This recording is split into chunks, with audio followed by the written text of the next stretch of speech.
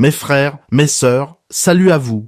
J'espère que tout le monde va bien, que la santé est là et que le moral tient bon malgré tout ce qu'on voit ces derniers temps. Parce que franchement, quand on regarde ce qui se passe du côté du Bénin, on ne peut pas rester indifférent.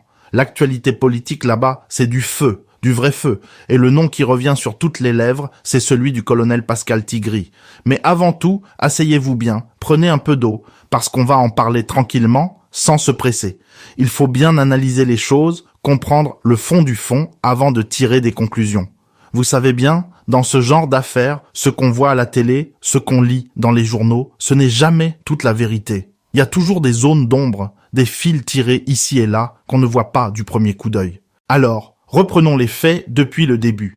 Dimanche dernier, tout le monde a été surpris. La chaîne nationale béninoise diffuse subitement l'image d'un militaire en uniforme, le colonel Pascal Tigri lui-même, qui annonce à la face du pays et du monde entier que le président Patrice Talon est destitué, que le gouvernement est dissous et qu'un comité militaire de la refondation nationale prend désormais le pouvoir.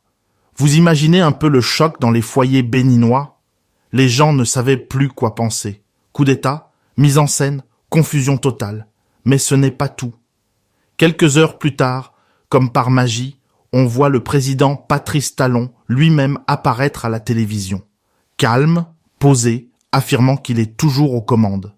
Et là, il dit que le fameux coup a échoué, que ceux qui ont tenté de renverser le pouvoir ont pris la fuite, notamment le colonel Tigri. Et c'est là que les questions commencent à pleuvoir. Comment se fait-il qu'un colonel aussi haut placé réussisse à passer sur une télévision nationale qui, soyons honnêtes, est censée être sous haute surveillance? Comment il a eu accès au plateau? Où étaient les gardes? Et ensuite, comment se fait-il que, quelques heures après, tout soit rentré dans l'ordre? Franchement, ça sent le scénario monté de toutes pièces. Et tenez-vous bien, selon plusieurs sources, dont Jeune Afrique, le colonel Tigri ne serait plus au Bénin. Non, mes frères, il serait actuellement réfugié au Togo, à Lomé même, du côté de Lomé 2. D'autres sources parlent d'un mandat rouge d'Interpol qui serait en préparation pour son arrestation et son extradition vers le Bénin. Mais là encore, quelque chose cloche. Parce que, vous savez, le Bénin et le Togo sont tous les deux membres de la CEDEAO. Normalement, avec les accords entre États, si un fugitif cherche refuge dans un pays voisin, surtout après une tentative de coup d'État, on agit vite, on collabore. Alors pourquoi jusqu'ici aucune arrestation officielle? Pourquoi une telle lenteur? C'est là que beaucoup d'analystes commencent à penser qu'il y a anguille sous roche. Vous me suivez, non? Et ce qu'ils avancent, c'est grave mais logique. Et si tout ce coup tordu était en réalité monté par le président Talon lui-même? Parce qu'en vérité, sa situation politique n'est pas simple en ce moment. Sa constitution lui interdit de briguer un troisième mandat. Autrement dit, il devait passer la main. Mais dans la pratique, certains présidents en Afrique ont du mal à décrocher quand le moment arrive. Ils se sentent indispensables, irremplaçables. Et quand la loi dit stop, ils trouvent toujours un moyen de contourner l'obstacle. Alors, si on suit cette logique, la tentative de coup d'État du 7 décembre aurait pu être une mise en scène, un faux coup d'État pour créer de la confusion, pour dire ensuite « Vous voyez, le pays est instable, ce n'est pas le moment de faire des élections. » C'est une vieille recette, un vieux livre qu'on a déjà vu ailleurs. Regardez du côté de la Guinée-Bissau par exemple. Le président Embalo avait lui aussi fait face à un scénario similaire, où il a été question d'un faux coup d'État. Les résultats des élections approchaient, la tension montait, et tout d'un coup, boum, tentative de coup d'État. Résultat, on suspend le processus électoral et le président garde son fauteuil.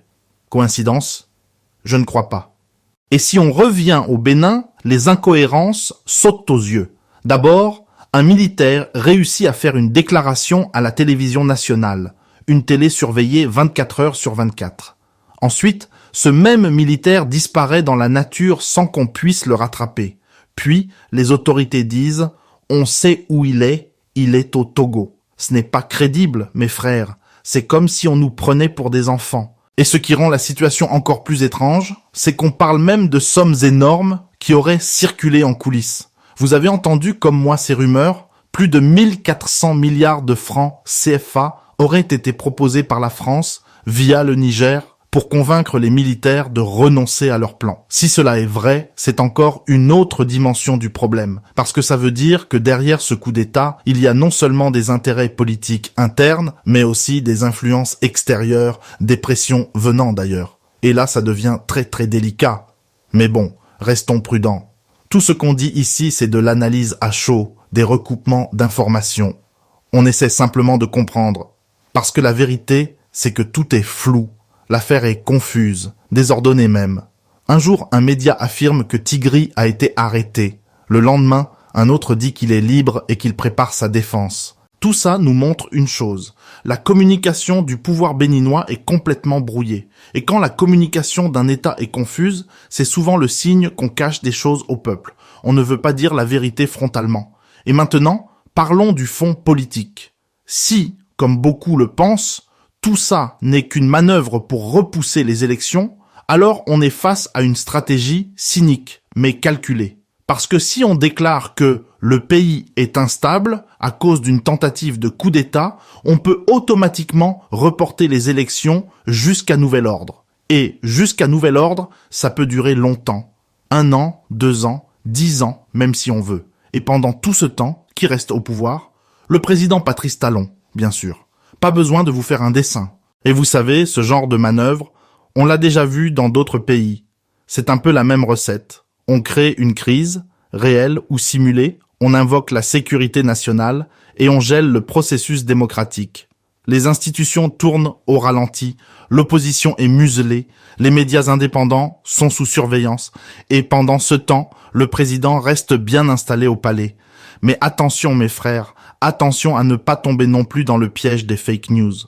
Parce que dans ce genre de contexte, il y a toujours des gens qui balancent de fausses informations pour envenimer la situation. Et ça, il faut s'en méfier. Ce qu'il faut, c'est croiser les informations, observer les réactions officielles, écouter les signes faibles. Un autre point aussi, le rôle de la France dans tout ça. Beaucoup de voix commencent à dire que Paris aurait encore une main dans les affaires internes du Bénin. Certains disent que la France protégerait Talon parce qu'il sert ses intérêts économiques. D'autres disent qu'elle aurait tenté de dialoguer avec les mutins pour éviter que la situation ne dégénère. Franchement, tout est possible. Ce qui est sûr, c'est que là où il y a du pétrole, de l'or, du coton ou des ressources stratégiques, la France, comme d'autres grandes puissances, a toujours un œil. Donc, rien d'étonnant à ce qu'elle soit mêlée, d'une manière ou d'une autre, à cette crise. Et pour revenir à notre colonel Tigri, si vraiment il s'est réfugié au Togo, il faut se demander, est-ce que le Togo va le livrer? Pas sûr. Parce que politiquement, ce serait un message très fort. Si le Togo le livre, ça voudra dire qu'il se range du côté de Talon. S'il ne le livre pas, ça pourrait être interprété comme un soutien implicite aux mutins. Et dans la région, chaque geste compte. Vous savez bien, entre les pays d'Afrique de l'Ouest, il y a beaucoup de non-dits, beaucoup de jeux d'alliances qui ne sont pas écrits sur le papier. Alors moi, personnellement, quand je regarde tout ça, je me dis qu'il faut rester lucide. Ce qu'on voit là, c'est peut-être un plan politique bien ficelé. Patrice Talon est un homme d'affaires, un stratège. Il connaît les rouages du pouvoir.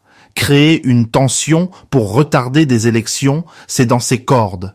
Et ça lui permettrait de garder la main sur le pays encore quelques années sans se soumettre au verdict des urnes. Mais quoi qu'il en soit, il ne faut pas perdre espoir, parce qu'un peuple averti ne se fait pas manipuler facilement. Les Béninois ont toujours été un peuple courageux, debout et digne.